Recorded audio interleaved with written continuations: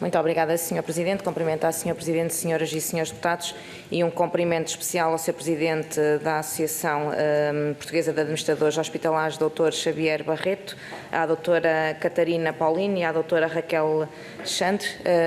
Agradecer desde já a vossa presença, dizer que este requerimento do PSD é na sequência do recente estudo, ou neste caso do 7º barómetro dos internamentos sociais.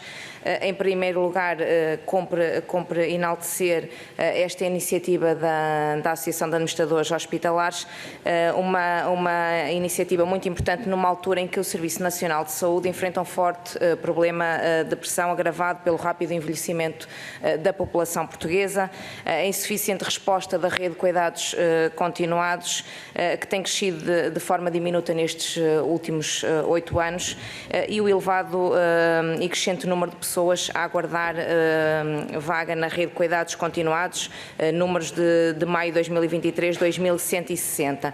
E ainda por cima, depois do estudo ontem conhecido da Prodata, que nos diz que a taxa de cobertura de lares e residências para idosos é inferior a 9% e que 4,8% para apoio domiciliário. Estes números são preocupantes e nesse sentido, chegados ao mago da presente audição, cujo objetivo são os denominados internamentos sociais, quer isto dizer as pessoas que após alta hospitalar continuam internadas nos hospitais por falta de retaguarda familiar e em muitos casos por falta de vagas na rede de cuidados continuados. Segundo este último barómetro, em março estariam internados 1.675 pessoas em camas hospitalares, como disse, por razões sociais ou por falta de retaguarda.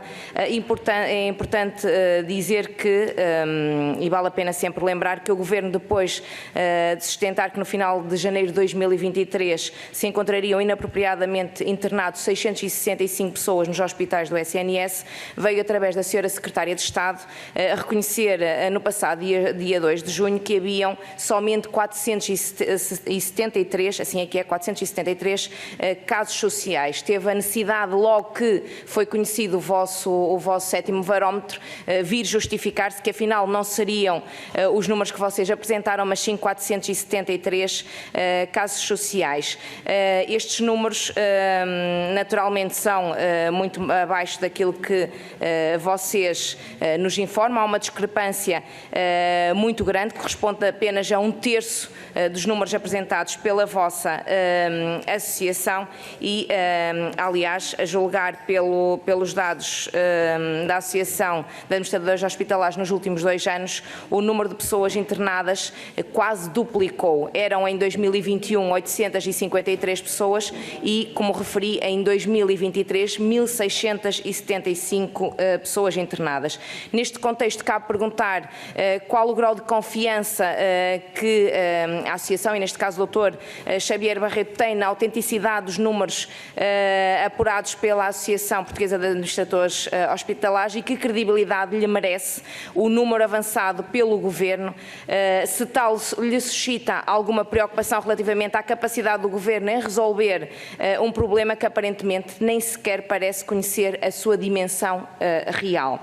De referir também que a Associação, por extrapolação, conclui que o Serviço Nacional de Saúde poderá ter um encargo na ordem dos 226 milhões, para se ter uma ideia, mais do que 200 milhões de euros que está contemplado no Plano de Recuperação e Resiliência para a resolução do problema dos cuidados continuados.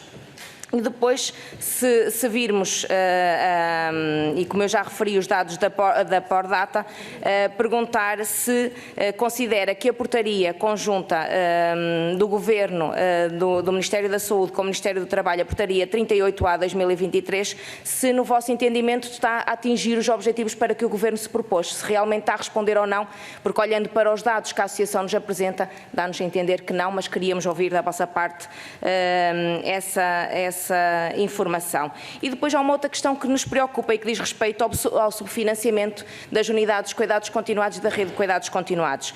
A Associação Nacional de Cuidados Continuados avançou um número que entre 2021 e 2022 serão fechadas 220 camas de cuidados continuados e prevê para 2023 um encerramento de 122 e isto corresponde a uma perda de 342 camas na rede de cuidados continuados integrados em apenas 3 anos, porque as instituições não aguentam com o subfinanciamento e gostaríamos a este nível também de ouvir os vossos comentários. E neste contexto de subfinanciamento, pergunto-lhe, Sr. Professor, se entende que é expectável e credível a promessa do Plano de Recuperação e Resiliência de serem criadas até 2025 5.500 novas camas de internamento em cuidados continuados, tendo em consideração que as verbas atribuídas por cama não são suficientes para a criação desta resposta, e não vou perder tempo com esses números porque são subejamente conhecidos. E depois há uma outra questão, que não é só a criação de camas, é depois haver os acordos de cooperação com estas entidades, com valores que sejam aceitáveis para que estas instituições tratem destas pessoas com a devida dignidade que assim o merecem. E para concluir, saber se a proposta ou as soluções se afiguram de adaptar na perspectiva da Associação no sentido de reduzir de forma efetiva e consistente o número de pessoas inapropriadamente internadas nos nossos hospitais públicos. Muito obrigada, Sr. Presidente, pela tolerância.